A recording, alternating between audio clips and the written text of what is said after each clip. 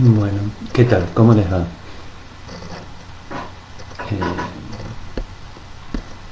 Como siempre les pregunto si escuchan bien y reciben bien el video y espero la respuesta de ustedes y comenzamos.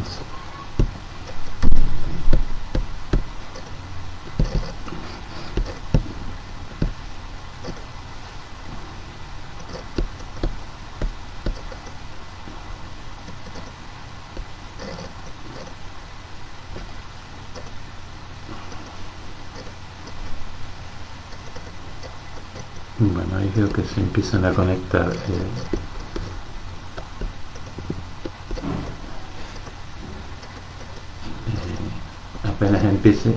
Apenas recibo una respuesta por el tema del audio, empezamos entonces.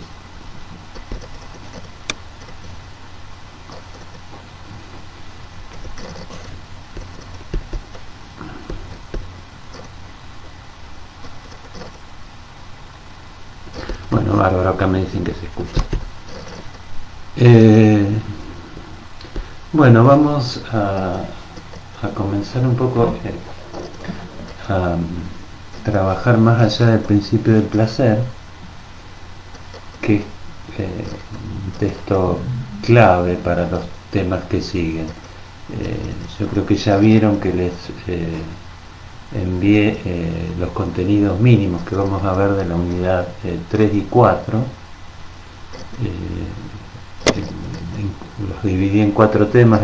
El primer punto, la ley de salud mental y cierto encuadre histórico de la salud mental en Argentina, lo ven en las comisiones de prácticos, y vamos a empezar con los otros 3 puntos que tienen que ver con las conceptualizaciones psicoanalíticas fundamentalmente, y de ahí vamos a ver desde la metapsicología, vamos a decir algo sobre el tema de la salud y la enfermedad desde el psicoanálisis, y algo en relación a la ética y también en cuanto a la cuestión del mal, que aparece como el último punto de esos 4 que corresponde a los contenidos mínimos. Bueno, más allá del principio del placer es un texto clave en el psicoanálisis. Vamos a tratar de comentarlo brevemente. Cuando digo brevemente implica que nos vamos a saltear un par de cosas que se pueden plantear en relación al texto. La idea que voy a tratar de transmitirle con este texto y los otros textos freudianos es que fundamentalmente hablar de inconsciente implica ponerlo en marcha. En ese sentido, vamos a ver que la idea es que la metapsicología freudiana está atravesada por el inconsciente, y eso lo vamos a ir rastreando de distintos lugares. Una de las primeras cosas que vamos a ver es que la metapsicología no es un saber terminado, sino que es siempre un saber inacabado, incompleto. Freud permanentemente va marcando eso, ¿no? Y eso tiene que ver con que Freud en algunos textos lo dice más explícitamente, que él está teorizando acerca del aparato anímico desde el aparato anímico mismo, que está hablando del inconsciente y no puede dejar de hablar del inconsciente, ¿no? Fíjense que hay un texto que vamos a ver que se llama Análisis terminable e interminable, donde él plantea que algo se termina pero queda algo sin terminar siempre al mismo tiempo. Eso lo plantea en la clínica, pero podríamos decir lo mismo de la metapsicología, ¿no? Entonces ese rasgo de lo inacabado es propio de la metapsicología, y tiene que ver también con que va a haber siempre una tensión entre el saber y lo nuevo que va a producir el inconsciente. Va a haber algo indeterminado cuando se pone a funcionar el inconsciente que va a entrar siempre en tensión con el saber. Eso es fundamental también para pensar la clínica y para pensar la ética en psicoanálisis.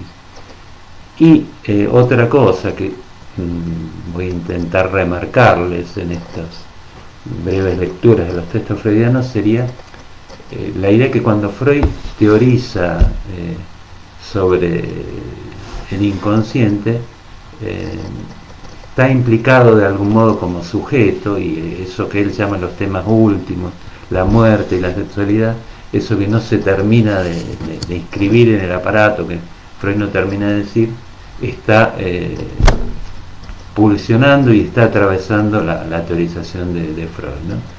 Es como que Freud quiere decir algo en este texto que vamos a ver, de la pulsión de muerte y del más allá del principio del placer. No lo puede terminar de decir, pero algo de la muerte ahí y del tema del placer y del goce está atravesando la teorización, ¿no? Entonces, les digo una cosa más así como introducción a la metapsicología. Entonces, cuando Freud se pregunta por la formación del analista, siempre dice, bueno, no alcanza con la lectura de los libros, sino que hay que tener una experiencia del inconsciente. Como que hay algo que se pone en acto, y es fundamentalmente el trabajo de condensación y desplazamiento, pero también es esa relación con aquello que no se termina de decir, ¿no? Con aquello que Freud llamaba lo reprimido primordial. Esos rasgos que ustedes pueden encontrar en los textos freudianos diferencian fundamentalmente al psicoanálisis de la ciencia, ¿no? Está en juego el inconsciente, no hay neutralidad en ese sentido, no es el sujeto del positivismo el que argumenta cuando estamos argumentando psicoanalíticamente, sino es el sujeto del deseo que está implicado en esa teoría, ¿no? Bueno, esto muy a grandes rasgos, espero que se pueda transmitir en la lectura que vamos haciendo. Bueno, vamos a meternos entonces con Más allá del principio del placer, que es un texto que ustedes creo que en otras materias han leído ya, así que eso nos sirve como para ir a lo mejor más rápido por el texto, ¿no? Freud empieza planteando en el capítulo 1 que en la teoría psicoanalítica dice: admitimos sin reserva que el principio del placer gobierna los procesos psíquicos, gobierna automáticamente el funcionamiento del psiquismo, dice Freud. Lo que va a hacer en el texto es empezar a poner reservas. Como el título lo indica, va a decir, bueno, hay algo que está más allá del principio del placer y no va a gobernar todo lo psíquico el principio del placer. Eso es lo primero que plantea y formula lo que creo que ustedes conocen, que el principio del placer tendría que ver con que cuando la intensidad o la investidura es alta, hay displacer, y la caída de la investidura psíquica produce placer, ¿no? Y que el aparato busca el placer o evitar el displacer, ¿no? Ahí agrega después de este primer párrafo que la metapsicología sería una explicación tópica, dinámica y económica. Esa es una de las definiciones así que más repite Freud. También hay que decir que en este texto, cuando habla de la metapsicología, a partir del capítulo 4 dice, bueno, es una especulación que cada uno va a tomar o no, o va a darle valor de certeza o no, y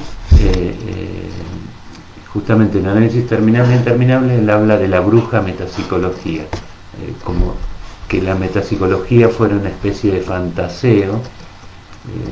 Usa este término bruja porque lo compara con un personaje literario, pero plantea que la metapsicología entonces es una especie de fantasía o de fantaseo teórico, ¿no? Les marco estas tres definiciones de la metapsicología para que lo enganchemos con lo que les decía al principio. No es una especulación científica justamente la metapsicología, sino que está marcada por estas cosas que tienen que ver con el psicoanálisis, ¿no? después en el capítulo 4, cuando hable de la especulación psicoanalítica, vamos a decir algo más. Siguiendo el orden del texto, entonces, Freud se pregunta si el principio del placer asocia al psicoanálisis o lo liga a alguna filosofía, y él dice que no, que parte un poco de la observación clínica para plantear el principio del placer. Y a continuación de esto dice algo interesante, que no puede plantear una relación directa entre el aumento o la disminución de la investidura psíquica y las sensaciones de placer y displacer.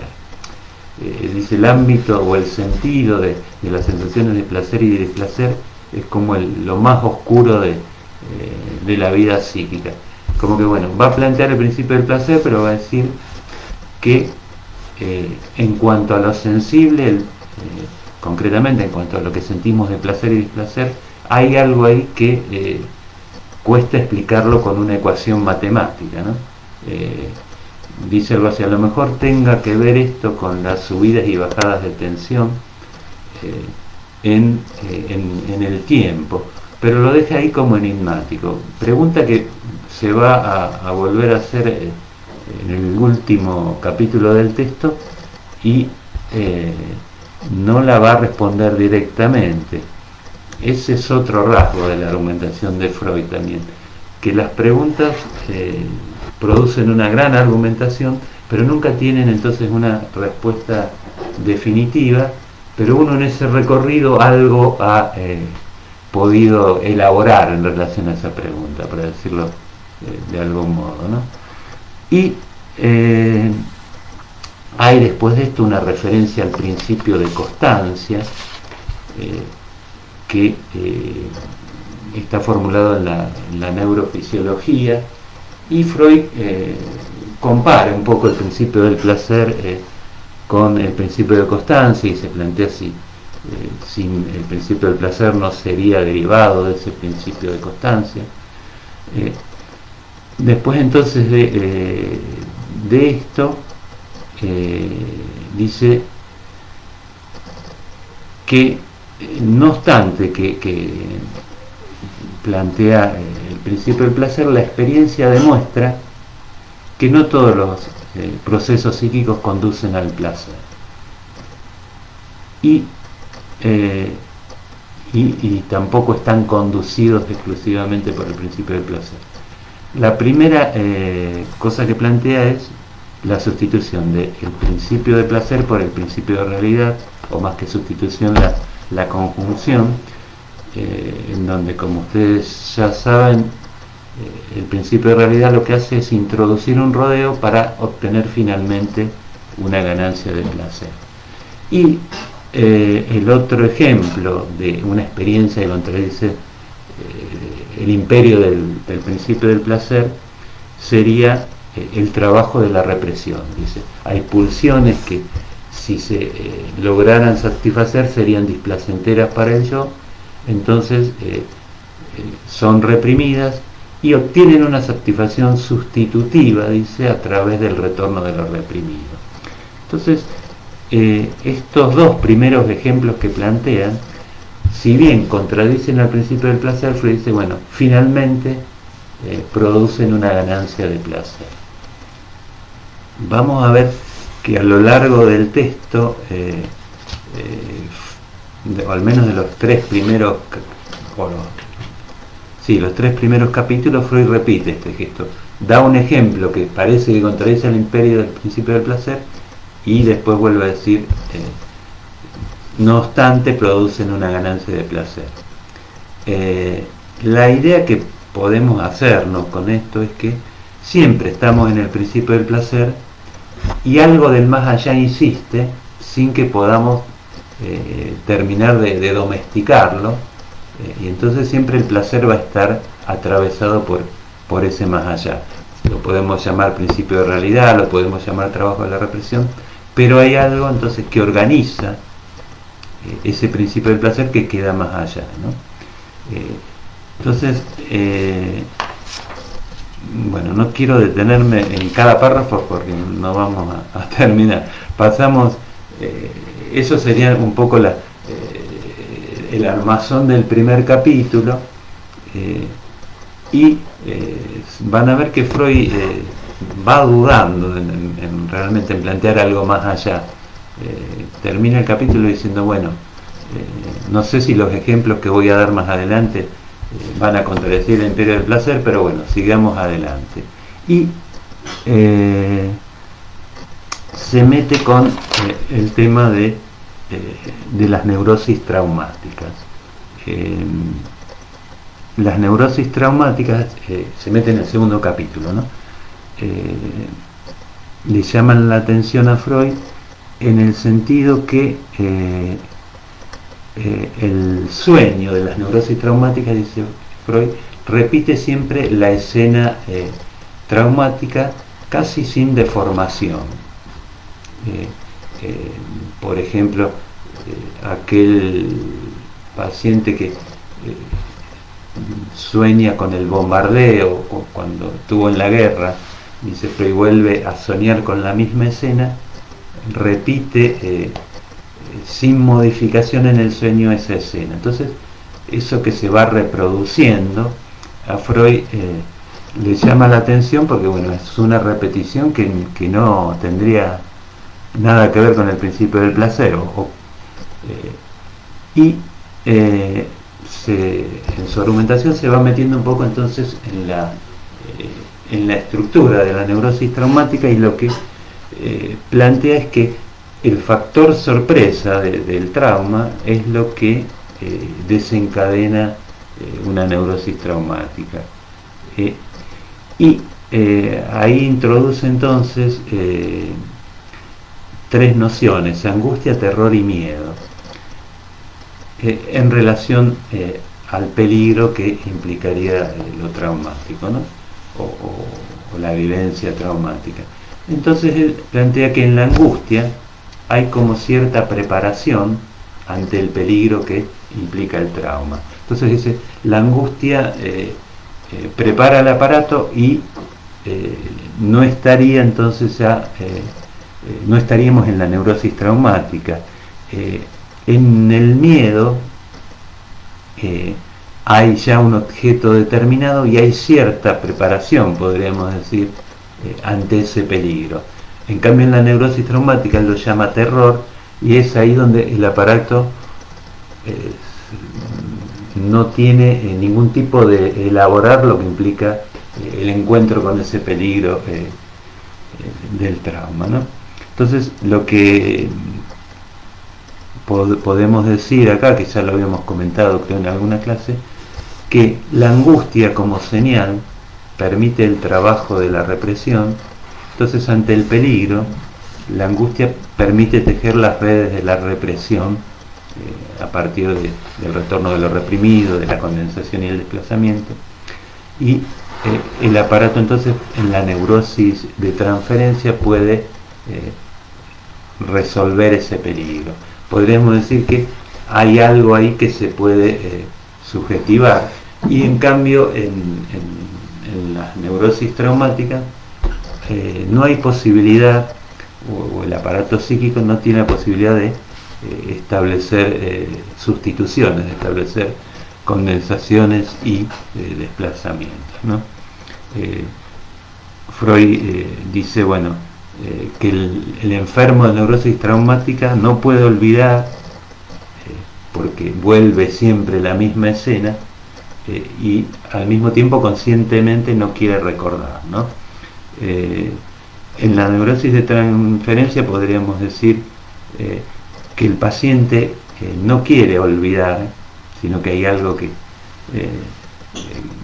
quiere recordar, pero no lo puede recordar directamente, sino que recurre al sueño, al trabajo de sustitución.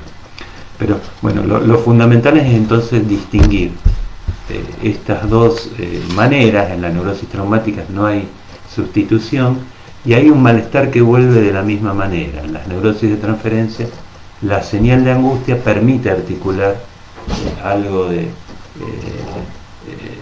del deseo y permite, digamos, afrontar ese peligro o esa tensión o esa cantidad de energía, si lo quieren plantear en términos económicos, que el aparato no puede ligar en la neurosis traumática, ¿no? Entonces ahí Freud se plantea, bueno, el sueño de la neurosis traumática ¿será un cumplimiento de deseo o no?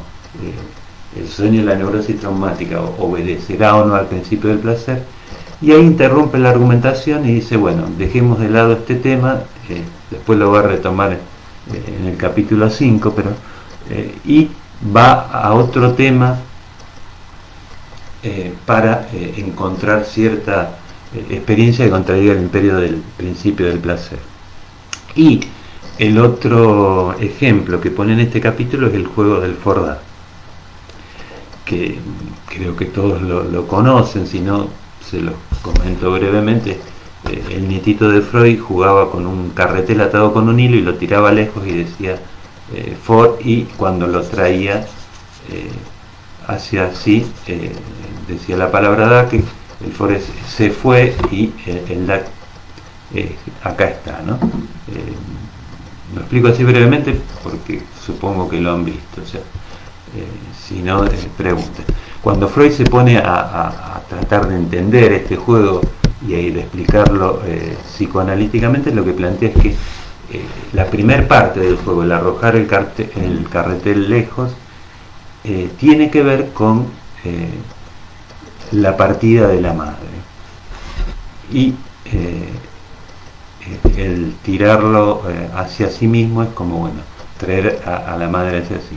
Lo que a Freud le llama la atención, que la primera parte del juego es la que se repite, y dice, bueno, el chico acá está escenificando la separación con la madre, una limitación a la satisfacción, y eso no puede ser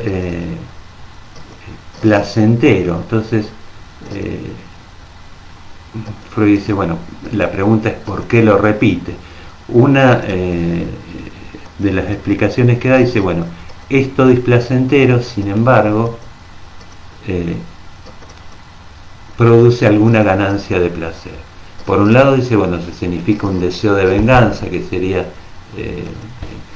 algo así como el chico diciendo, bueno, si vos te fuiste yo no te necesito, y la tira lejos.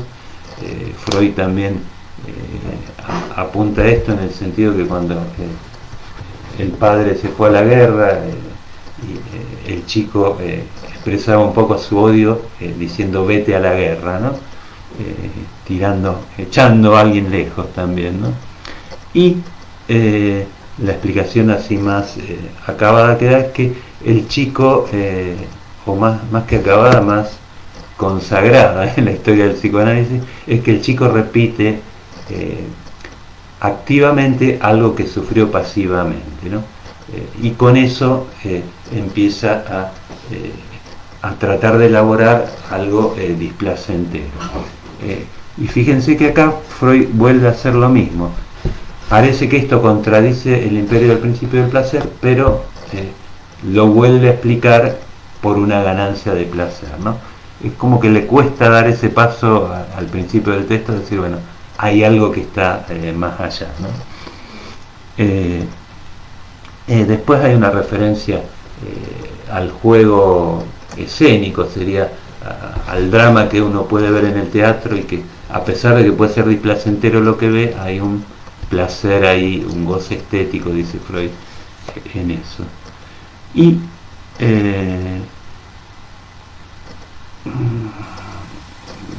Freud entonces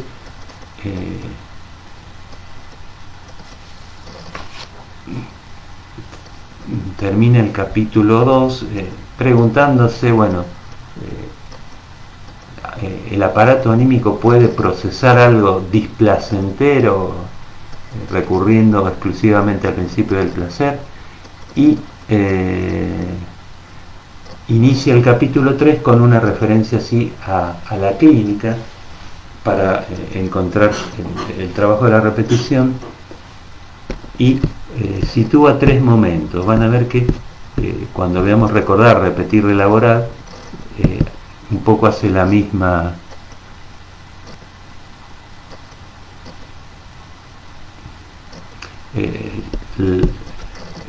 el mismo esquema de la clínica. Me detuve un momento porque estaba viendo una pregunta de ustedes. Ahora, cuando terminemos un poco con el texto, vamos a las preguntas. Los 3 momentos de la clínica que describe es un primer momento donde Freud planteaba que la clínica consistía en transmitirle al paciente o reconstruir el recuerdo que tenía que ver con la escena traumática, que eso en algún momento no producía efectos terapéuticos. Citó un segundo momento en donde era el paciente al que tenía que recordar, y para eso había que vencer las resistencias. Entonces, si el trabajo analítico en el primer momento era más interpretar y comentar el recuerdo, en el segundo momento era más tratar de ayudar al paciente para que venza las resistencias, ¿no? Y sitúa un tercer momento en donde dice: el paciente no puede recordar, pero repite en la transferencia a través de la sustitución, podríamos decir. Y Freud entonces lo que plantea, bueno, esta manera de repetir es el modo en que puede ir recordando, ¿no? Reemplazamos, dice Freud, la neurosis por una neurosis de transferencia. Lo que se ve ahí también que en estos 3 momentos de la clínica que describe Freud, que en el primer momento de la clínica él tenía una idea de recuerdo simple, se podía recordar plenamente el hecho vivido. Ya cuando empieza a hablar de neurosis de transferencia y recordar a partir de la repetición, es la idea siempre de que el recuerdo es a través de un sustituto. No se recuerda la infancia tal cual fue, sino que se reconstruye, y se reconstruye. Freud dice, van a ver que él empieza a hablar de recuerdos encubridores. Siempre no se recuerda plenamente, sino que hay un sustituto, un recuerdo que encubre otra cosa, ¿no? Y eso lo va a asociar con la repetición, ¿no? Lo que no se puede recordar se repite. Lo que vamos ahí a empezar a situar es que el trabajo de la represión y el trabajo del recuerdo tienen mucho que ver con la repetición, ¿no? En el capítulo 5 lo vamos a entender un poco más esto. Y él va situando entonces que los neuróticos en transferencia, dice, repiten todos sus síntomas, repiten cosas que tienen que ver con su complejo de Edipo, y acentúa, bueno, que el inconsciente quiere salir a la luz, y lo que se opone es el yo coherente.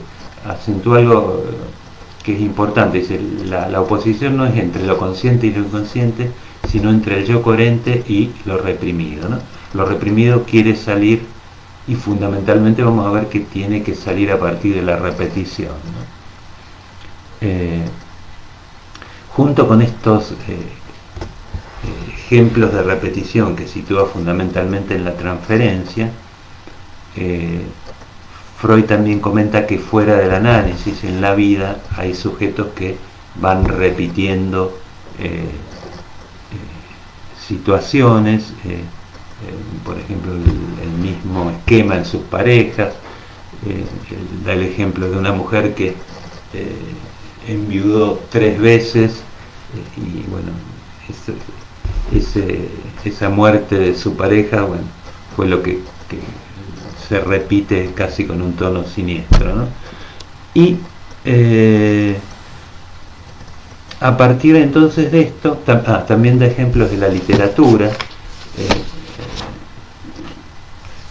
Bueno, no me voy a meter a comentarle todos los ejemplos porque, como les decía, no vamos a terminar con el texto, sino. Entonces, es ahí en el tercer capítulo donde Freud parece que se decide a plantear que hay algo que estaría más allá del principio del placer, ¿no? todo lo que pasa en la transferencia, todo lo que pasa en la vida que tiene que ver con estas reproducciones de algo que es totalmente displacentero, los lleva a plantear, bueno, que a lo mejor hay algo más instintual, dice Freud por ahí, que el principio del placer. Y llegamos al capítulo 4, donde ahí Freud va a tratar de dar cuenta más metapsicológicamente de qué sería esto que está más allá del principio del placer, o de cómo explicar que el principio del placer no sea lo que gobierna todo, ¿no? Empieza el capítulo diciendo algo que les comentaba que tiene que ver con la metapsicología. Dice, lo que sigue es una especulación que cada quien va a tomar y puede tomarlo o no. Es como que Freud, cuando empieza a plantear que hay algo que está más allá del principio del placer, va dudando, ¿no? Como diciendo, le cuesta admitir que habría algo que está más allá del principio del placer, y lo que tenemos que decir es que el más allá introduce en una explicación algo que no se puede terminar de dar cuenta conceptualmente, ¿no? Es como que a partir de Freud la razón empieza a estar agujereada por algo que está más allá de la razón, justamente. Y entonces a eso lo llama especulación, ¿no? Entonces comienza a construir un modelo de aparato psíquico que él lo llama, dice, imagínense como una especie de vesícula, podemos pensar en una especie de burbuja o de globo, dice, recubierto por una superficie externa que sirve como membrana protectora para los estímulos. Y empieza a dar una explicación económica, empieza a hablar de energía libre, energía ligada, creo que son términos que ustedes conocen, y lo que plantea es que la función de protegerse de los estímulos para ese aparato psíquico es más importante que la de recibirlos. Y plantea que ese aparato psíquico tendría como cierta reserva energética interior con la que se maneja, y tendría la capacidad de transformar las investiduras que llegan al aparato. Cuando hablamos de investidura, de carga, de energía, más o menos se ubican la memoria freudiana, representantes y cargas, ¿no? O huellas némicas cargadas serían. Entonces, ese aparato entonces tiene una energía interna que trata de mantener y puede procesar la energía que le llega del exterior. Inclusive Freud dice, con la energía interna, que vamos a ver que tiene que ver con lo pulsional, el aparato psíquico es una especie de proyección como si viniera de afuera para que la barrera protectora los pueda manejar de algún modo, ¿no? Y entonces se pregunta, ¿qué pasa en lo traumático? Dice, en lo traumático supongamos que hay una gran cantidad de energía externa que perfora la barrera protectora, entonces ingresa una energía libre al aparato, y lo que hace el aparato es tratar de enviar energía ligada para tratar de ligar esa energía o esa investidura que pone en juego o pone en jaque el equilibrio del aparato, ¿no? Entonces eso sería lo que intenta hacer el aparato ante el trauma. Estamos o está teorizando el trauma metafóricamente, ¿no? Y el trauma sería entonces una ruptura de la barrera protectora. Y en esta explicación dice algo interesante. la señal de angustia sería como la última trinchera de la barrera protectora. Digamos, cuando esa energía empieza a ser muy peligrosa, que pone en jaque al aparato, la señal de angustia es como que, bueno, el último recurso para tratar de ligar esa energía que viene a poner en jaque el equilibrio del aparato, ¿no? Entonces, la neurosis traumática sería esa ruptura de la barrera protectora y también el fracaso de la señal de angustia. Es como que, bueno, la última trinchera, como dice Freud, de la señal de la barrera protectora fracasa, y ahí se produciría el trauma de la neurosis traumática.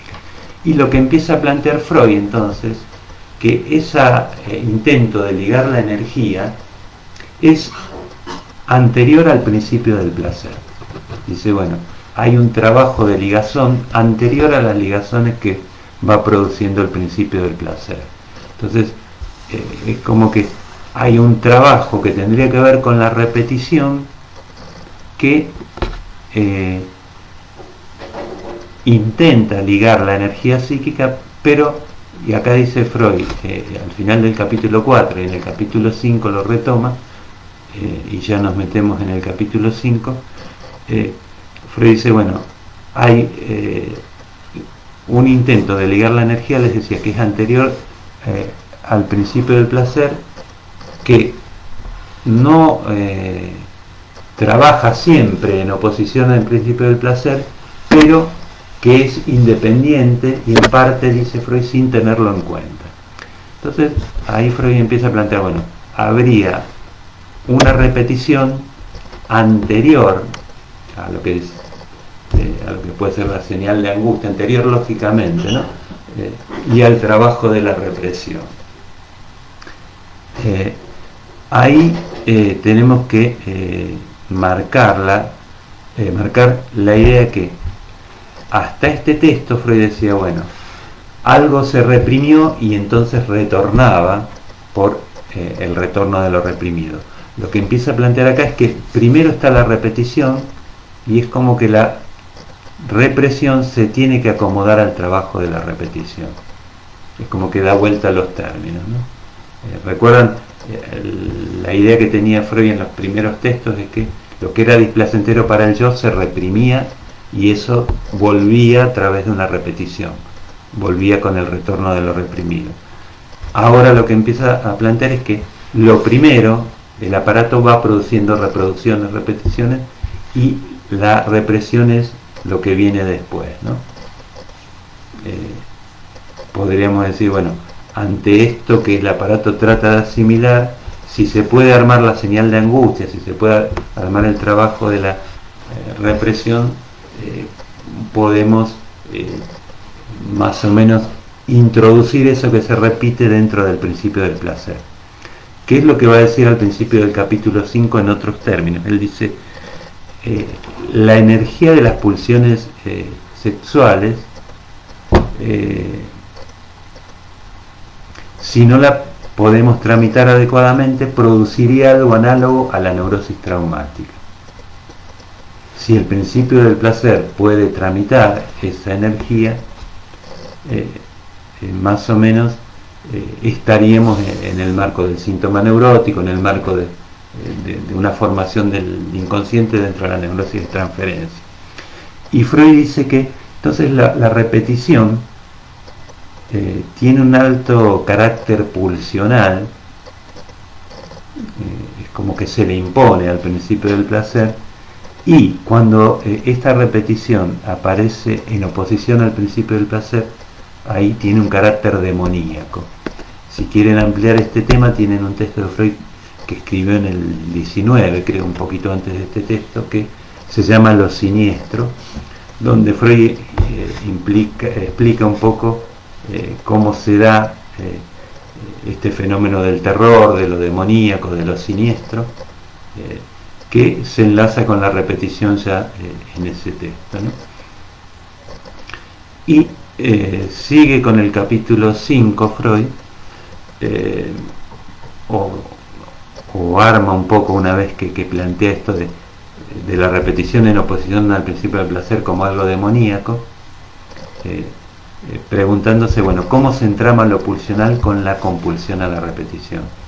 Cuando planteamos que la repetición es algo demoníaco, la repetición nos confronta con ese peligro que, si podemos tramitarlo desde la señal de angustia, podemos elaborarlo psíquicamente y soportarlo. Si tomamos el sueño de angustia, por ejemplo, ahí estamos repitiendo algo que en un momento se nos hace intolerable y nos despertamos. Si pudiéramos seguir soñando, quiere decir que la angustia ahí funcionó como señal y permitió que condensemos y desplacemos, ¿no? Como que en el momento del despertar nos topamos con ese peligro, y ahí es donde hay como una especie de límite del principio del placer. Bueno, nos despertamos para volver a armar el principio del placer, pero el sueño de angustia nos va llevando a ese peligro que cuesta elaborar, ¿no? Entonces vamos a ir viendo que la señal de angustia es señal de algo que está más allá del principio del placer, de algo que nunca alcanzamos, pero que el aparato lo señala como angustia y producimos sustituciones, ¿no? Bueno, retomando, vayan preguntando,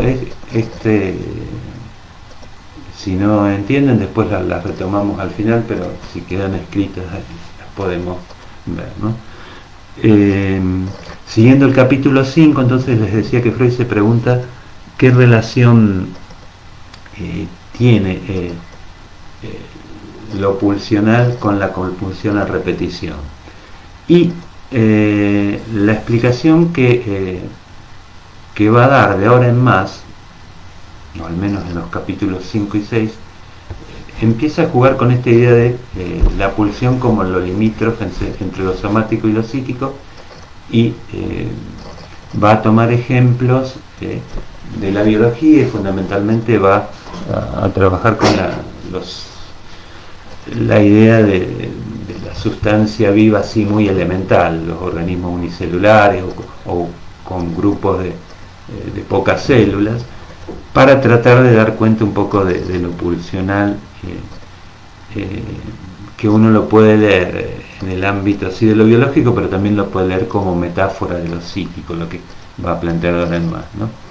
Entonces, él dice que toda pulsión es conservadora y que quiere volver a un estado anterior. Entonces dice, bueno, la vida quiere volver a la muerte, o lo orgánico quiere volver a lo inorgánico, ¿no? Entonces se pregunta, bueno, ¿qué pasa con las pulsiones conservadoras o de autoconservación? Perdón. Toda pulsión es conservadora, ¿qué pasa con las pulsiones de autoconservación? Él da un esquema así evolutivo, diciendo que en algún momento la sustancia viva, por los cambios climáticos, fue produciendo algunos cambios en su estructura, y entonces la sustancia viva no muere directamente, sino que va repitiendo esos cambios. Esos cambios suponen, bueno, un camino que se va armando, y entonces las pulsiones de autoconservación lo que hacen es ir conservando el camino que armaron esos cambios. Freud dice como que el organismo no muere así directamente, automáticamente, sino que las pulsiones de autoconservación van guardando ese camino, y él dice una frase que más o menos así: el organismo quiere morir a su manera, no quiere morir así automáticamente, sino que quiere repetir todos esos cambios para llegar a la muerte, ¿no? Con esto va introduciendo un poco la idea de pulsión de muerte. Y también dice una frase como que las pulsiones de autoconservación son sirvientes de la muerte, porque van asegurando que, bueno, se muere por un camino ya determinado, ¿no? Se pregunta qué pasa con las pulsiones sexuales o las pulsiones que llevan a la reproducción, y lo que dice que en ese camino hacia la muerte, las pulsiones sexuales lo frenan en un punto para volverlo a retomar. Y después de plantear esto, se pregunta si más allá de las pulsiones de autoconservación, que él va empezando a asimilarlas a la idea de volver a un estado anterior a lo inorgánico, y lo va enlazando con, o va introduciendo la idea de pulsión de muerte, ¿no? Se pregunta si hay otro tipo de pulsión, y acá, como planteaba en el malestar en la cultura, dice que no hay una pulsión de perfeccionamiento, que la cultura se va edificando a partir de la represión de la represión de las pulsiones, ¿no? Y para explicar el desarrollo de la cultura, ahí comenta la fórmula que muchas veces habrán escuchado en relación al deseo. Lo que pulsa el aparato es la diferencia entre la satisfacción buscada y la satisfacción encontrada, que hay una diferencia insaldable, que es lo que permanentemente va pulsando y movilizando al aparato, ¿no?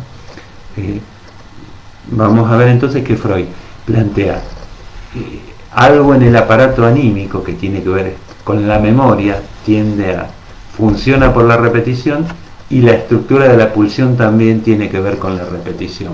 Ahí, por ese lado, liga entonces la repetición por el lado de lo pulsional con la repetición por el lado de la memoria, ¿no? Y termina, vamos rápido, así vemos si podemos terminar con el texto hoy. Tal vez sea un poquito más largo hoy la clase. En el capítulo 6, Freud inicia el texto con dos preguntas.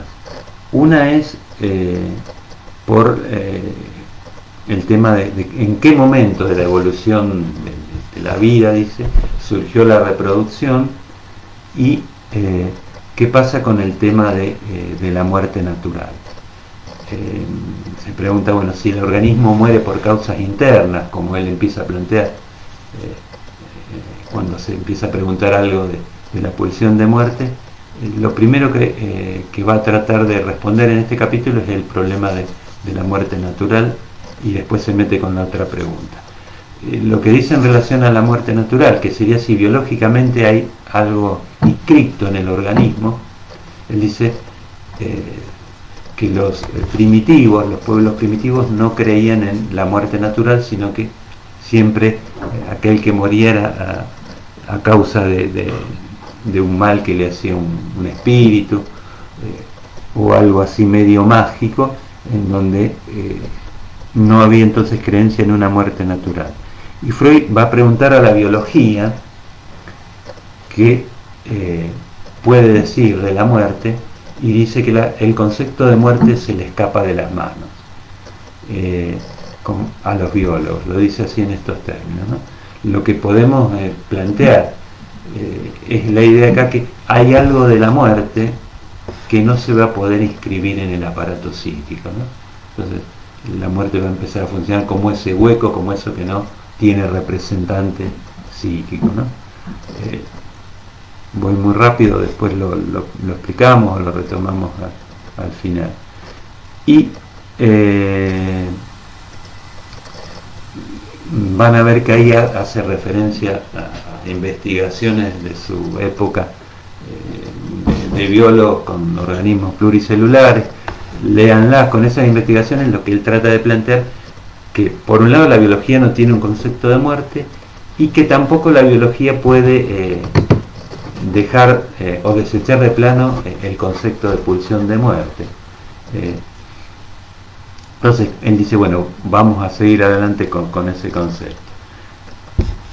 Hace después de esto un pasaje por las distintas teorías de la libido, dice él. Recuerdan el primer modelo pulsional, pulsiones sexuales versus pulsiones yoicas. Introduce después el narcisismo, entonces parte de las pulsiones yoicas son libidinales, dice Freud, y plantea entonces acá la polaridad pulsión de vida, pulsión de muerte, donde parecería que lo libidinal tiene que ver entonces con la pulsión de vida, y la pulsión de muerte empieza ahí a producir ciertos enigmas, ¿no? Hace también una especie de revisión de su teoría del masoquismo, que primero lo planteaba como secundario, y a partir de la idea de pulsión de muerte va a plantear que hay un masoquismo primario. Eso lo pueden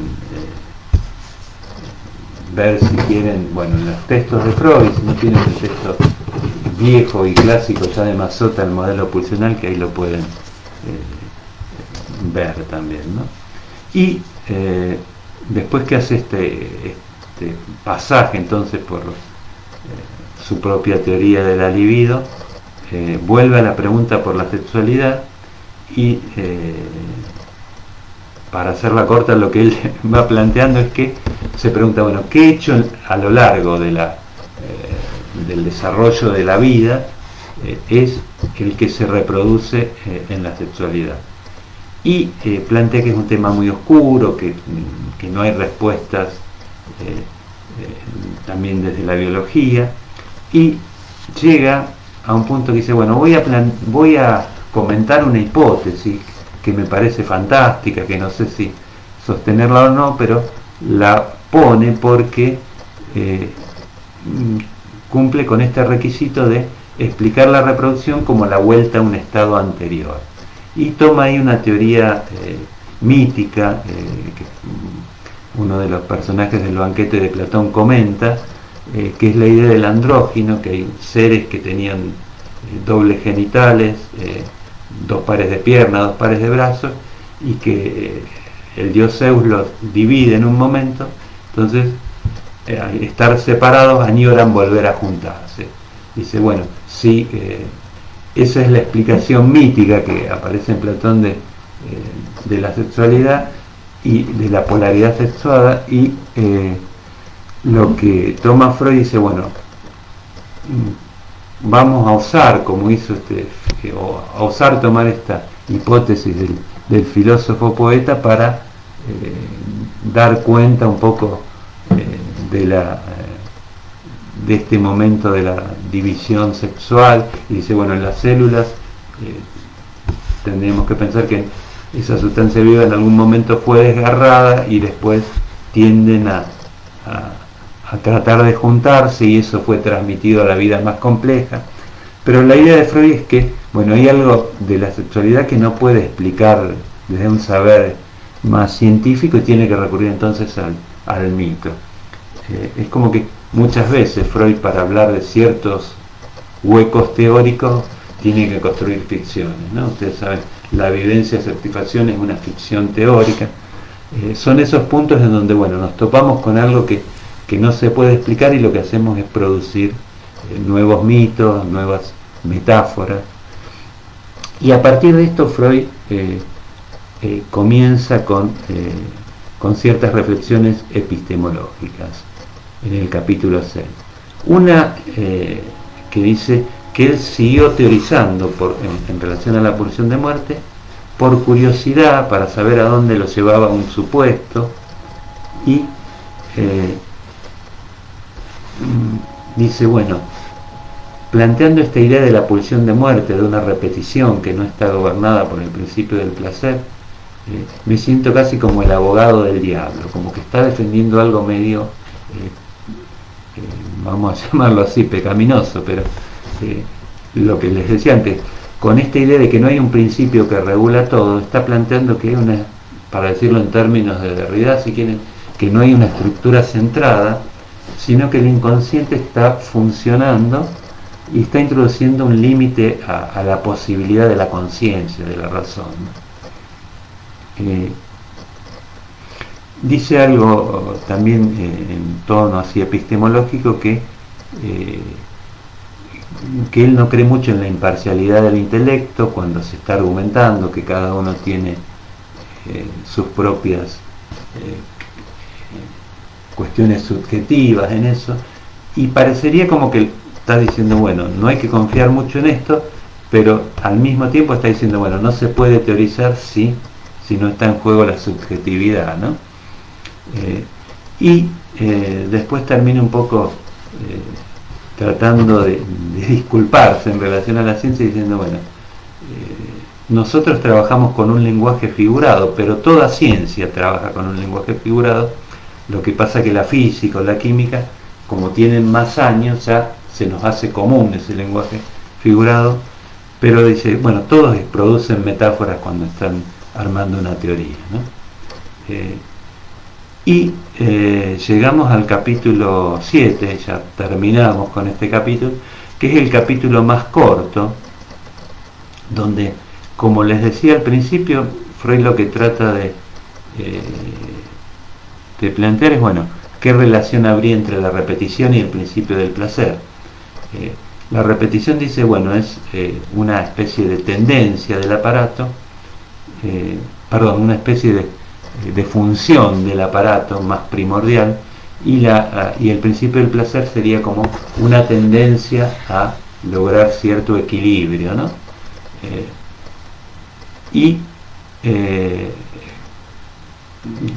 Como les decía al principio, vuelve a la pregunta por las relaciones entre las sensaciones de placer y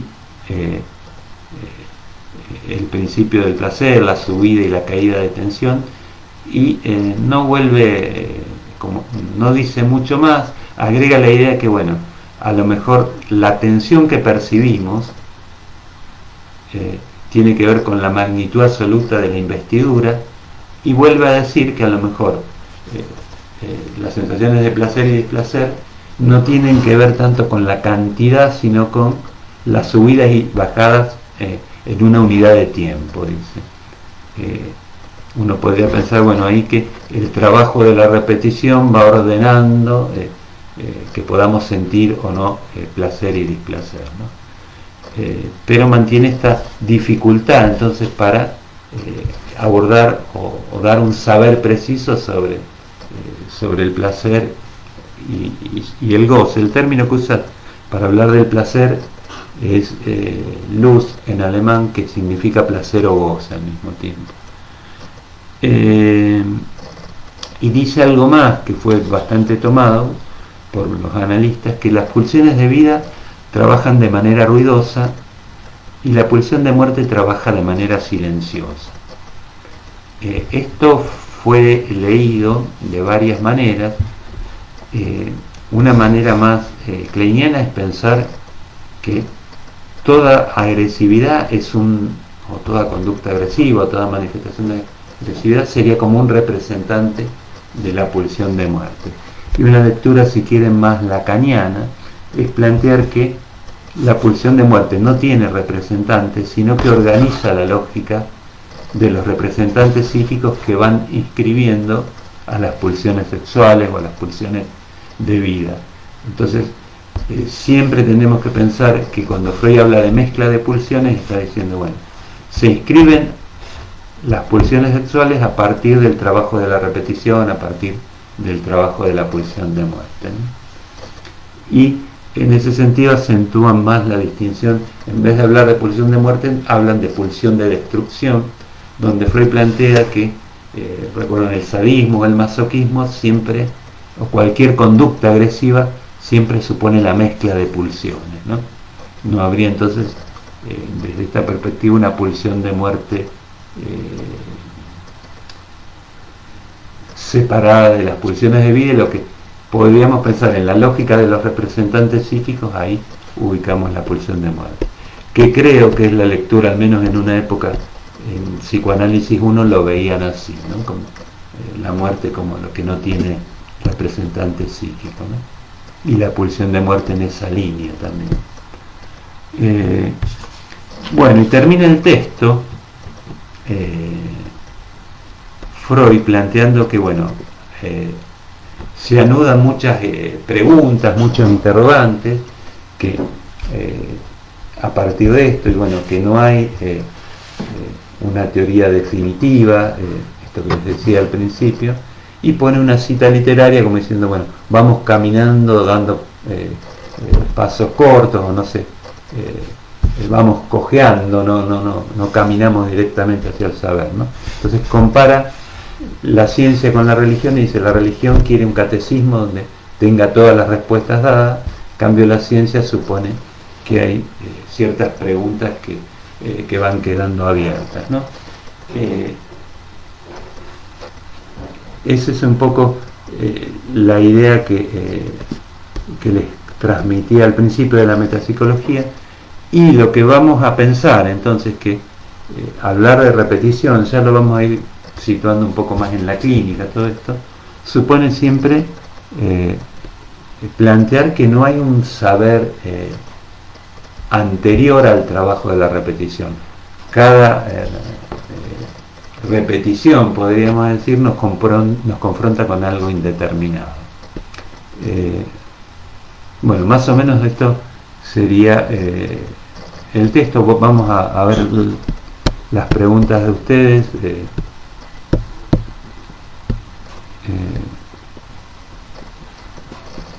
Acá sí se me pregunta si el psicoanálisis se aprende primero en uno mismo.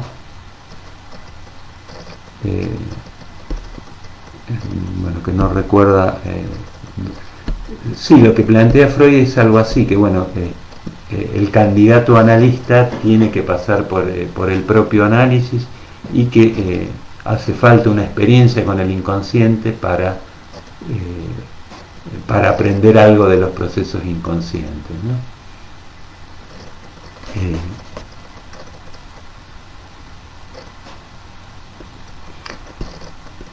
Acá alguien, en la repetición como una función del aparato psíquico, que algo no escucho. Bueno, la idea es que la repetición aparece como el mecanismo primordial del aparato psíquico, ¿no? Como a lo que tiende el aparato psíquico es a la repetición, que lo que podríamos decir en la neurosis traumática tenemos casi la reproducción de lo mismo. Yo creo que al principio del año hicimos esta distinción entre reproducción y repetición. Y en la neurosis de transferencia tenemos repetición a partir de un sustituto. No vuelve exactamente lo mismo, sino que vuelve algo que introduce cierta diferencia con ese primer momento. Cuando decíamos que Freud al principio tenía la idea de recuerdo pleno, ahí estábamos casi en el ámbito de la reproducción, volver a recordar aquello tal cual fue. Cuando empieza a hablar de neurosis de transferencia y de repetición, ahí vamos a ver que siempre repetimos a través de un sustituto, y ahí ya estamos en el ámbito del principio del placer, ¿no? Tratando de decir algo del más allá que nunca podemos llegar a inscribir en el aparato psíquico, ¿no? Es el juego entre lo reprimido primordial y lo reprimido secundario. El retorno de lo reprimido a través de lo reprimido secundario supone que hay algo reprimido primordial que no vamos a llegar a develar nunca, ¿no?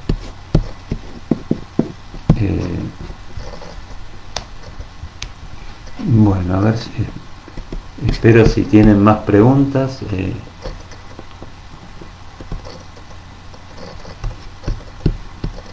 Este es un tema arduo. A medida que van leyendo el texto, por ahí a veces se va complicando y a veces uno va entendiendo, pero es empezar a pensar, bueno, que la lógica del trabajo del deseo es fundamentalmente esa lógica que supone la posibilidad de sustituir, y que aparece algo que está más allá, que es a la vez peligroso y también atractivo en un punto, ¿no? Cuando Freud hablaba de lo reprimido primordial, un poco hablaba de esto, ¿no? De que hay un núcleo que causa rechazo pero al mismo tiempo atrae, ¿no?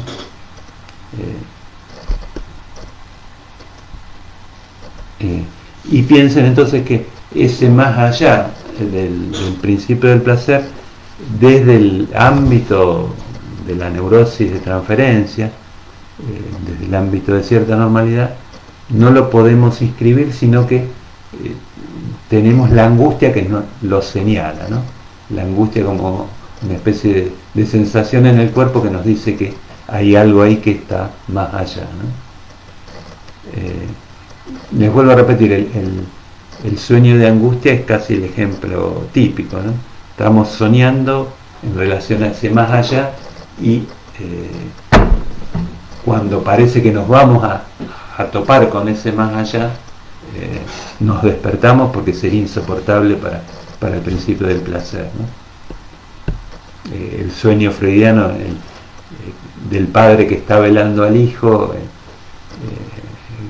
bueno, que lo toma Lacan justamente para hablar de esto, es el más allá, sería el dolor que implica o los sin palabras que implica la muerte de un hijo para un padre, ¿no? Entonces cuando el hijo dice, padre, no ves que estoy ardiendo, bueno, hay algo ahí de lo insoportable que hace que el padre se despierte, ¿no? Es como que hasta ese momento el sueño podía sostener cierto equilibrio al principio del placer, y si se pasa ese umbral y ya el padre se despierta porque estaríamos en lo siniestro, como diría Freud, ¿no?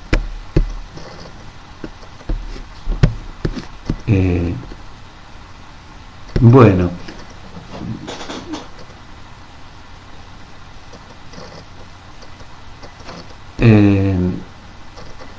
vamos a dejar acá, vamos a retomar bastante, no, ahora bastante esto que estamos viendo del más allá del principio del placer.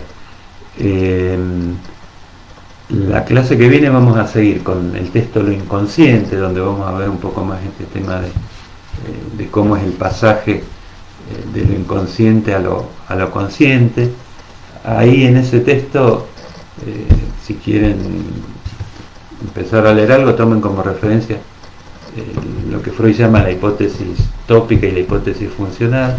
A lo mejor ya lo vieron en otra materia también, y cómo explica entonces el pasaje de lo inconsciente a lo consciente y el tema de los afectos, que tiene que ver con esto que estamos tratando de situar en relación a la repetición. Bueno, si no hay más preguntas, dejemos acá y seguimos entonces la clase que viene con el texto Lo Inconsciente. Yo después en la semana o mañana les voy a subir los temas para los trabajos de integración, para la regularización de la materia. Tal vez ya en algunas comisiones de práctica se lo han pasado. Bueno, dejamos acá y nos vemos el jueves que viene. Entonces, que tengan buena semana.